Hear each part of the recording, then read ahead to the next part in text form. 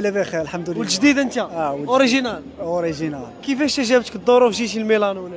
اخويا جيت حارق اخويا، شي 6 شهور دابا تقريبا. حركتي من المغرب؟ حركت من المغرب اسبانيا. وكيفاش تكتي دابا لعاب وحركتي؟ كيفاش جاتك فكره تحركتي؟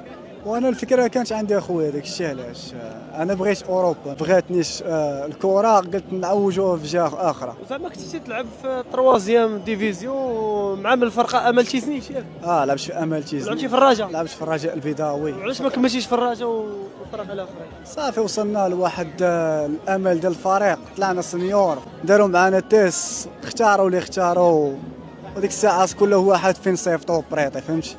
هذاك الشيء علاش انت قررتي تجي حارق؟ انا قررت شي حارق، انا بغيت هاد البلاد، هذاك الشيء علاش. كي غادي دابا الاجواء مزيانه هنا؟ اللهم لك الحمد لله الا بخير. ما ندمتيش حيت ما بقيتيش تلعب كره؟ باقي ما ندمتش، مع كاين هنا بزاف ديال الحظوظ وبزاف، لكن عندك فرص.